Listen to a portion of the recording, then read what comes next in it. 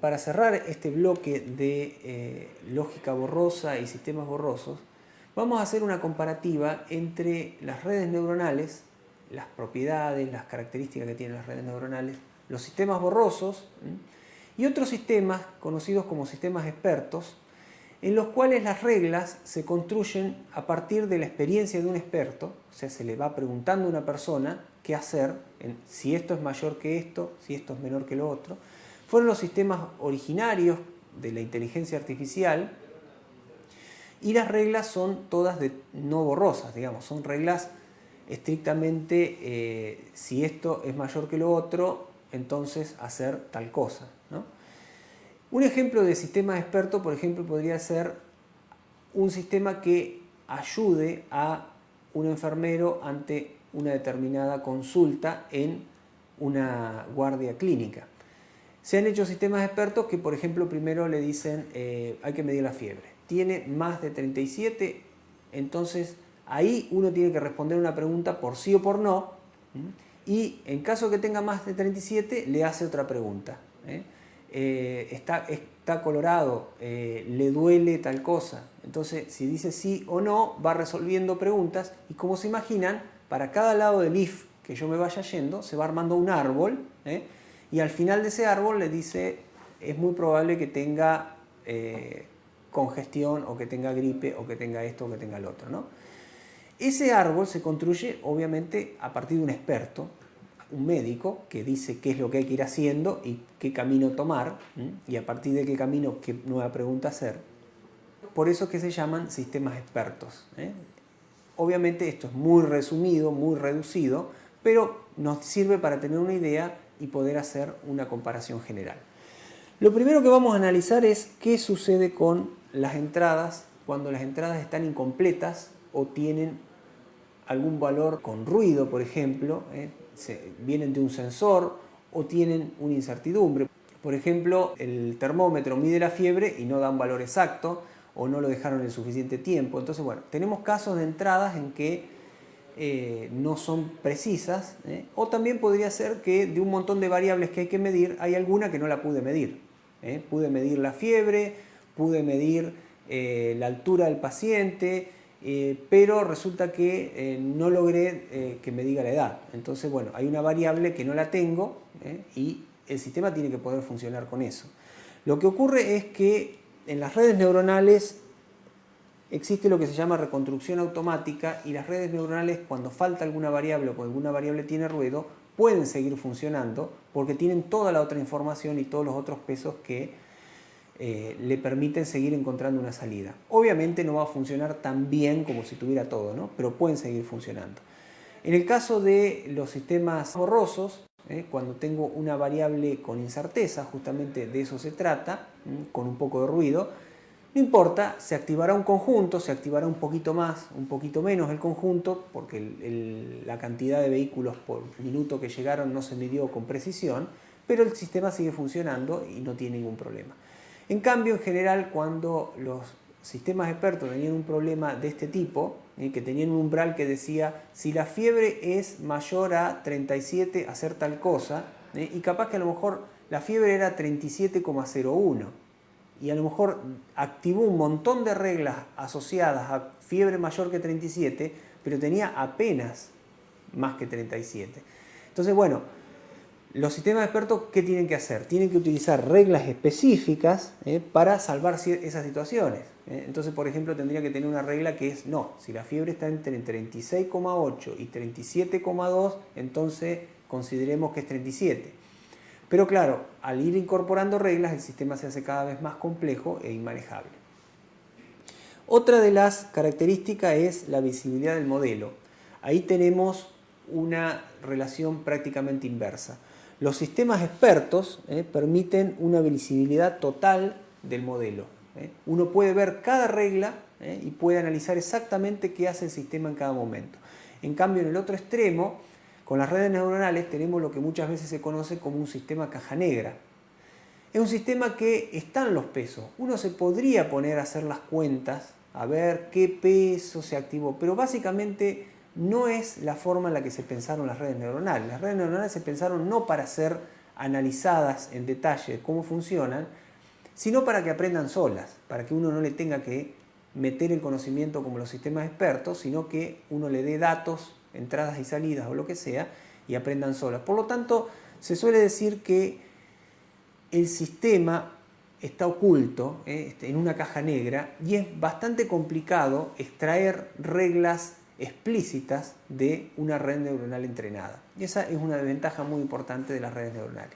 En cambio, los sistemas borrosos tienen algo intermedio, tienen una mezcla en la que hay alguna parte del conocimiento que puede estar un poco más oculta, pero las reglas que en definitiva tenemos expresadas en formas lingüísticas, son claras y se pueden ver y el usuario puede mejorarlas, cambiarlas, manipularlas.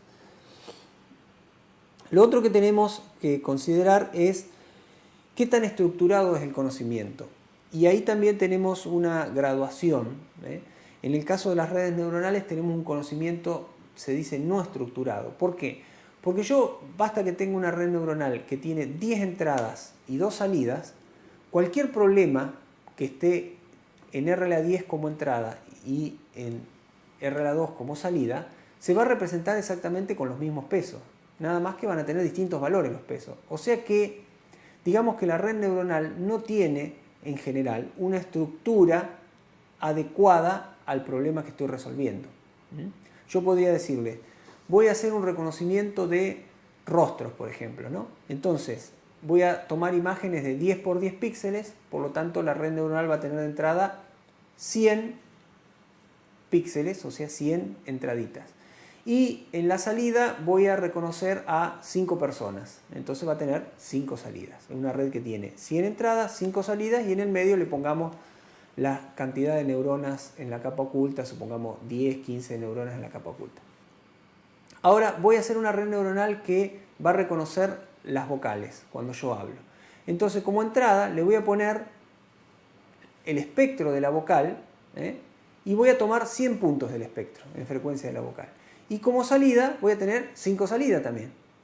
Y en la capa oculta podré tener 10 o 15 neuronas en la capa oculta. Quiere decir que la red neuronal, la estructura de la red neuronal, no tiene nada que ver con el problema que está resolviendo. No está hecha a medida, sino que tiene una estructura cualquiera y en definitiva se van a entrenar los pesos para resolver ya sea el problema de reconocimiento de rostro o el problema de reconocimiento de las vocales. Lo cual es una ventaja, se entrena sola, pero también no es una desventaja en el sentido de que no hay una estructura específica para el problema a resolver. En el caso de los sistemas borrosos, como vimos hace poco, ahí sí nosotros armamos una estructura de reglas y tenemos una mezcla de numérico con simbólico, o sea, tenemos los if y las reglas, que son una información de tipo más simbólica, y tenemos los conjuntos borrosos que nos permiten manejar la incerteza, que tienen características numéricas. Por último, tenemos el otro caso, el caso de los sistemas expertos, que es completamente estructurado.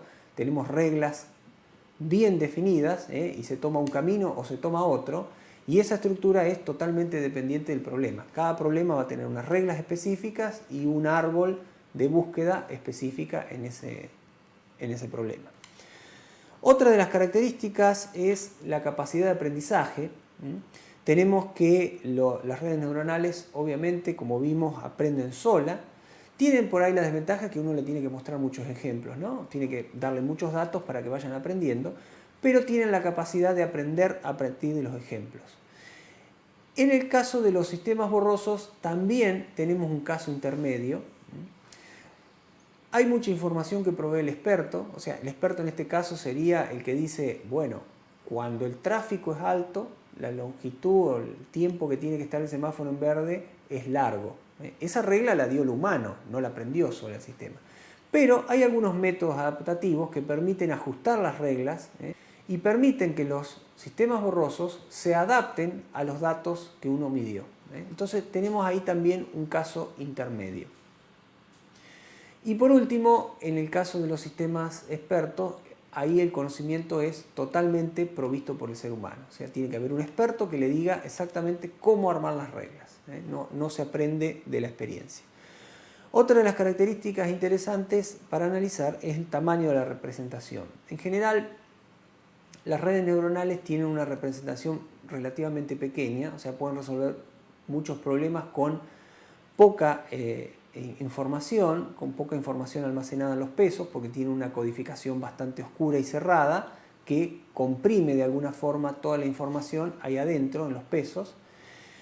En el caso de los sistemas borrosos, generalmente la complejidad aumenta de acuerdo a la dimensión del problema, o sea, a medida que el problema tiene más variables, yo tengo que ir incorporando más reglas, pero la incertidumbre en esas variables, las distintas niveles que puede tomar esa variable, pueden ser absorbidos por unos pocos conjuntos borrosos, que no se requiere ir aumentando también proporcional a la cantidad o al detalle que yo quiera obtener, la cantidad de conjuntos borrosos. Por eso se dice que en general el sistema borroso en complejidad crece en forma proporcional a la cantidad de dimensiones que tenga el problema que estoy tratando. Y por último, en el otro extremo, los sistemas expertos, como veíamos hace unos momentos con el caso de la temperatura, a medida que uno quiere obtener más precisión, tiene que obligatoriamente poner más reglas, y a medida que uno aumenta la cantidad de dimensiones del problema que está tratando, crece exponencialmente la cantidad de reglas, lo cual hizo que realmente tuviera muy limitada la capacidad de estos sistemas para los problemas reales.